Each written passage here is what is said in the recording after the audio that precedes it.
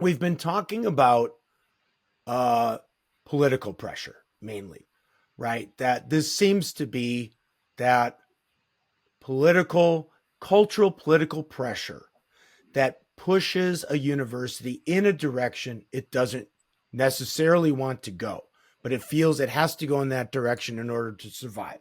And in so doing, it has to find language where it's sort of, oh, we're still holding to our mission statement, but we have to sort of say things in different ways and different language and sort of nuance, right? Language of nuance.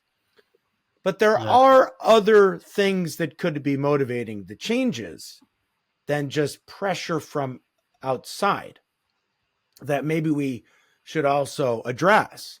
One is actual belief that, I mean, there, you might be not so much shifting because of political pressure, but you're shifting because you've been in some way intellectually convinced that critical theory really is the way to interpret the Bible, the lens through which we must understand reality, and so on and so forth. Right? That could really be there, and then you get into the question of what is the role of the university to sort of manage the intellectual debate on campus. You know, who do you let in? What do you let be taught?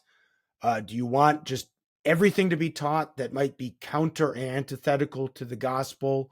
So you have true believers on campus who are dyed in the wool critical theorists, but you want to have them on there because, oh, the student body needs to be challenged.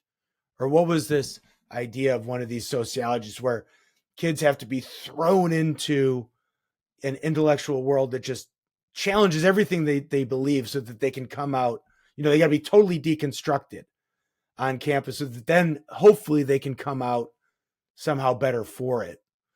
Um, It's like a friend, so let's deal would with say, it's that like you've first, been the that idea. devil's advocate for so long, you've become Yeah. the devil's advocate, you know. So it's like Because some there's people have posted that on my timeline, like, well, this is what university is for, anyways, is just to challenge kids when they come in, right? They should be challenged with alternative views. And if that's tough, so be it. Okay. So, a lot of these people. I just wonder if they even know the purpose of a university. Like, look at the Ivy League.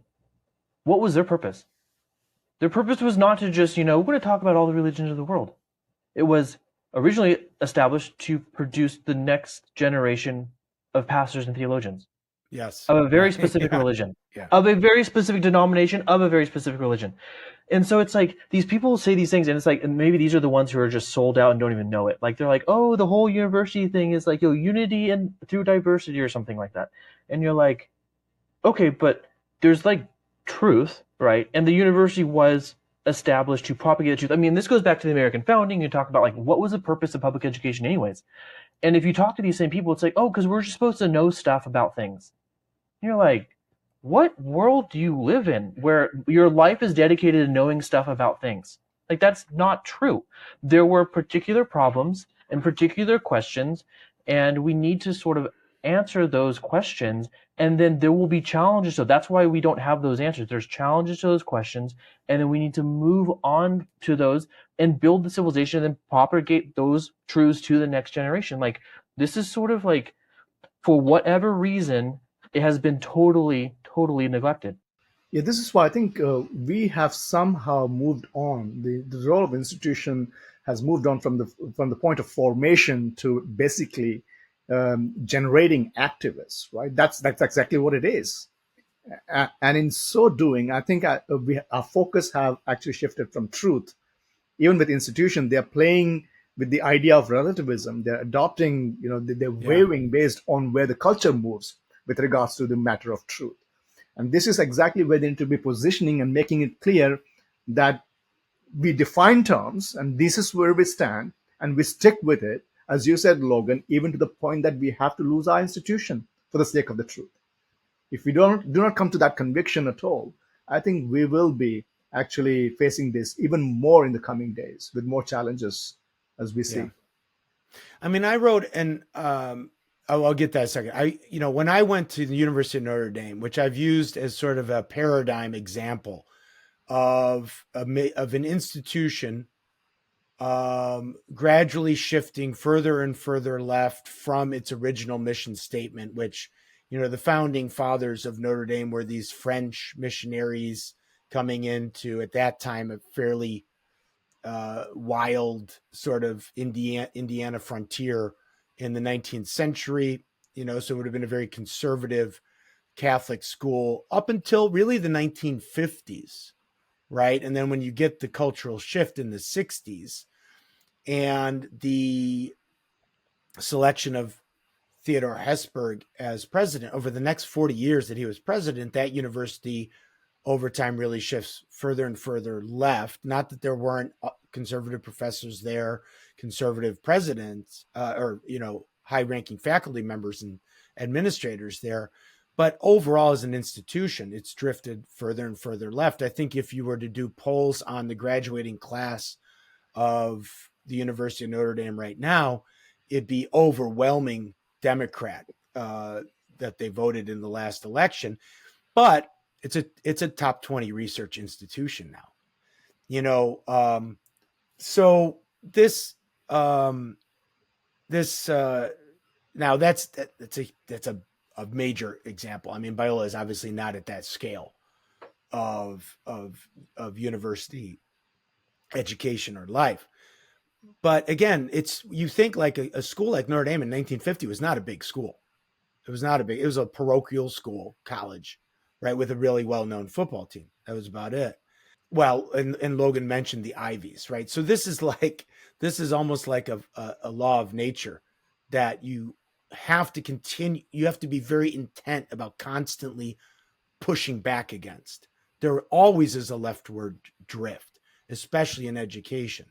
So what needs to be done to sort of stay that tide, it takes a lot of effort, political, intellectual, and other, right?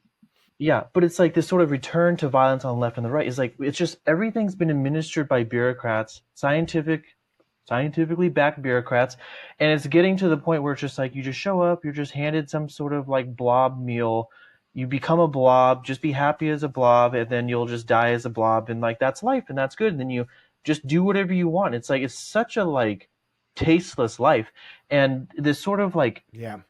it's like some churches are like, oh, we're embracing singleness. I'm like, why? Like, because there's people who are single. I'm like, why?